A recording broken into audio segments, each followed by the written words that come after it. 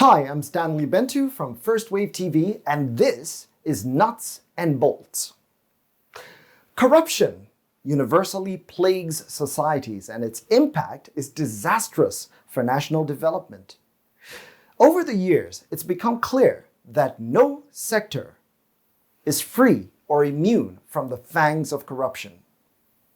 Corruption, however, varies across societies and countries, but its impact on education undermines national advancement of any country. In Nigeria, corruption has deep roots in the fabrics of society, impacting virtually every aspect of the economy. Corruption that is deeply rooted in a society has far-reaching impact on technological, political, moral development of that country. In the education sector, it causes infrastructure insufficiencies, which leads to poor educational delivery and inaccessibility of education, while impacting the empowerment of citizens within the society. Now, this has left Nigerians feeling frustrated, disgruntled, and disenchanted. But before we examine the impact that a poor education system has on society, it's essential to understand that there is an entire value chain of corruption in the education sector. According to Dr. Lina Koni-Huffman, Associate Fellow African Program at Chatham House, and Raj Navanit Patel, Postdoctoral Fellow, Department of Philosophy, Politics and Economics, University of Pennsylvania. These include illegal charges that are levied on children's school admission forms, which are supposed to be free, school places that are auctioned to the highest bidder, children from certain communities who are favored for admission, while others are subjected to extra payments, good grades and exam results that are obtained through bribes to teachers and public officials. The prices are often well known, and candidates are expected to pay upfront.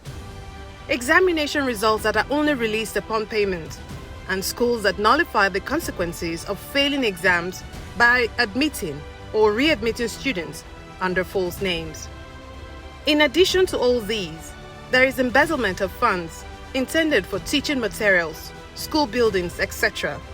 Substandard educational materials purchased due to manufacturers' bribes, instructors, copywriters, etc. Schools or politically connected companies monopolizing the provision of meals and uniforms, resulting in low quality and high prices. School property being used for private commercial purposes. Pupils carrying out unpaid labor for the benefit of staff. Teacher recruitment and postings are influenced by nepotism, favoritism, bribes, or sexual favors. For example, the people you're trying to attract, does it still mean that you're not going to, like when you think of JAM and people who need to go and study education, all you need to score is 100 or 120 over 400 and you get into an education program at the university level. And so if that doesn't change, you're still not going to attract the best and the brightest. If we do not articulate the vision of education for Nigeria, what is the purpose of this education? How is it relevant to us? And teachers or officials taking advantage of their office to obtain sexual favors in exchange for employment promotion, good grades, or any other educational good.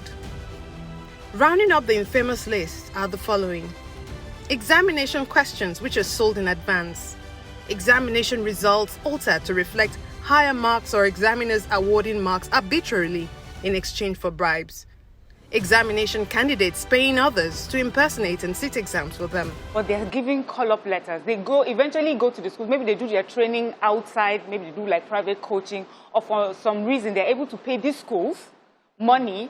And then the schools issue them call-up letters. And they go for NYSC. It's calling out the institutions for doing that. Salaries drawn on behalf of ghost teachers, staff who are no longer or never were employed for various reasons, including teachers who have died. This affects de facto student-teacher ratios and prevents unemployed teachers from taking vacant positions. Absenteeism, which is a form of quiet corruption and can have severe effects on learning outcomes and de facto student-to-teacher ratios. Student numbers that are inflated, including numbers of special needs pupils, to obtain better funding, bribes paid to auditors for not disclosing the misuse of funds. At the highest level, there is embezzlement of funds allocated by the government or raised by local non-governmental organizations and parents' organizations. Politicians allocating resources to certain schools to gain support, especially during election period. School management and operation influenced by informal arrangements driven by political interest. The long list of ways that money can be sucked out of the education system means that we are at a tipping point regarding security, human capacity development, and economic growth. The FCT itself seems to be retrogressing in all aspects of education and skills acquisition. The net quantity and quality of education, in comparison to past decades, given our population and economy, is negative. In this special feature, we examine the impact this is having on the real society. Perhaps the most disturbing impact of corruption-induced education deficit is its link to violent crime and extremism. In Nigeria, the Federal Capital inclusive deficient quantity and quality of education has possibly induced the rise in insurgency, kidnapping, and militancy in the country. These are the children that are easily brainwashed and recruited into criminal organizations, like the terrorists we have today, like the banditry, armed robbery, courtism, and all of this. These are children, they are vulnerable to such organizations. They are easily recruited, they are easily brainwashed because they don't know much. You have to just give them a little skilled knowledge, and then you can harden their mind against what is right, against morality, and then they become merciless killers. They become ruthless criminals. They become wicked kidnappers. The FCT is the seat of government, the city where ministries, departments, and agencies are mostly headquartered, and where embassies and diplomats largely live. However, there has been a great anxiety in the capital recently. In late October 2022, there was a travel advisory by the United States government asking US citizens to steer clear of Abuja. The federal government allayed the fears of Nigerians over the safety of people living in the Federal Capital Territory through the National Security Advisor and the Minister of Information and Culture. But other recent security breaches made people weary of the government's assurance. On July 5th, terrorists led a successful attack on a well-secured prison in Nigeria's capital, Abuja. The group shot its way into the Kuje Medium Security Custodial Center after overpowering security guards. Only weeks after this, the FCT administration ordered the closure of all public and private schools in Abuja. One of the biggest outcomes of poor investments in education as a result of corruption is that youths in Nigeria tend to be unemployable because they lack functional skills. More worrisome, however, is the youth unemployment rate, which at the latest count by the National Bureau of Statistics was estimated at 42%. We're saying that, you hear, employers of labor talk about Nigerian graduates being unemployable. So it's not that we don't have the pool. It's not that we don't have the human resource, but they're saying that the skills that they require, these guys have gone through the school system, they've gone through the university, and they still do not have the skills, that allow for them to employ them. Our school curricula simply do not prepare our youths for the challenges at the workplace. Beyond getting tertiary education, securing jobs requires building the right skills. But building skill sets or acquiring workplace competencies is not yet a refined staple of this education to employment journey in Nigeria.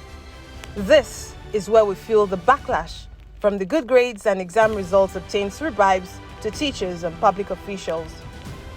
Our crew set out to observe a recruitment exercise to assess the quality of graduates seeking employment.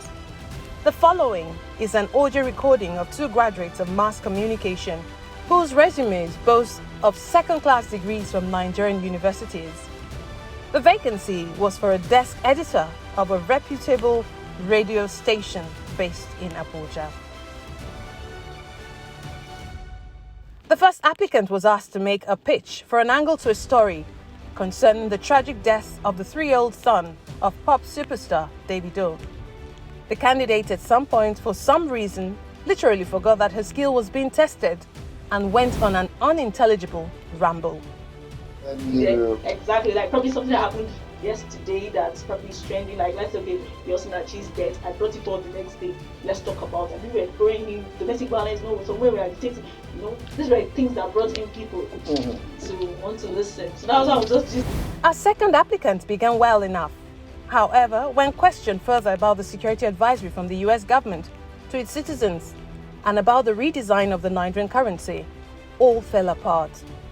The young graduates could not provide the basic answers.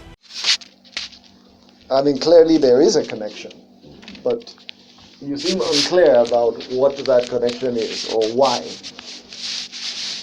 a Naira redesign can have an impact on the exchange rate.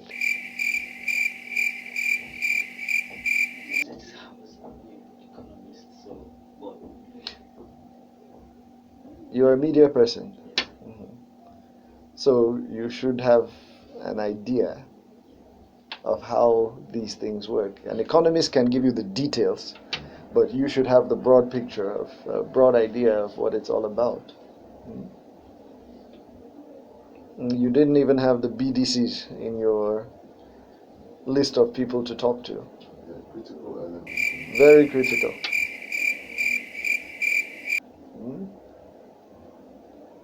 So by the time you bring your reports now,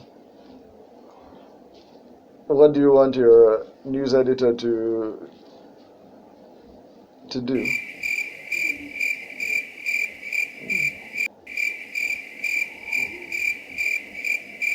Okay, so let's move on to your other story. What was the third story you mentioned? The insecurity. Another major impact of the poor education system on the country is a lack of trust in Nigeria's academic institution certificates. Many Nigerians who desire to study or work abroad are made to write rigorous qualifying examinations because those institutions do not believe that the Nigerian graduates genuinely earn their certificates. We are synthesizing the results of those that failed, but it looks like a large percentage of many of the teachers we trained, some that were hired even with NCE certificates, some even with degree certificates in education, failed the test, which is a big shock to me because we posted these tests online for everyone to see the kind of questions that those so-called teachers were failing, just to make the point that these people are beyond redemption. We cannot train them to be teachers. We can train them to do something else, absolutely, but not teaching. They are not qualified to teach. That's Bini Judicial Divisions. Bini what? Judicial Division. Bini Judicial Division. Judicial Division. Holds at holdings at Bini. Now you are going to talk to me as a teacher. Start again. As a Bini. No. Start again. In the Court of Appeal, in the Bini Judicial Division, holding at. In the what? In the Bini. Who has public address? I can't hear. Judicial Division. According to the holding at. This word. Judicial.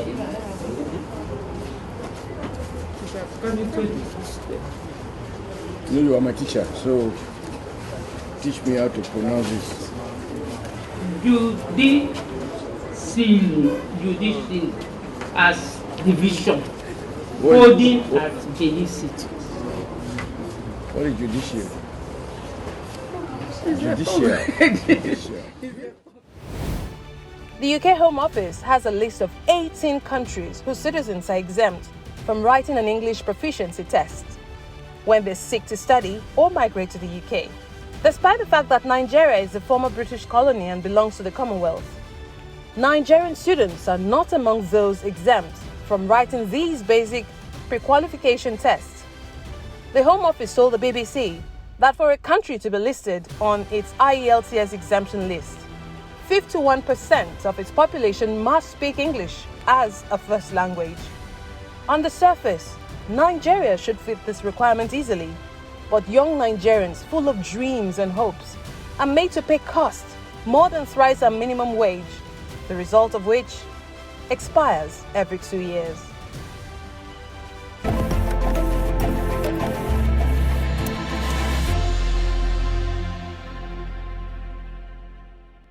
Now, there is an urgent need to tackle the growing trend of corruption in the education sector because of its impact on manpower and national development. UNICEF said that Nigeria's education system can be transformed through adequate funding to ensure that schools are safe, the application of gender-responsive policies, including recruitment of female teachers and improved facilities for girls, the creation of multiple and flexible learning pathways for students, such as digital and transferable skills learning, and the integration of foundational numeracy and literacy in Quranic schools, and teacher training in the best methodologies. Well, let me know what you think about how Nigeria can end corruption that haunts its educational system. If you liked this video, please be sure to subscribe and ring the bell so that you can be notified of the latest edition of Nuts and Bolts. Preview.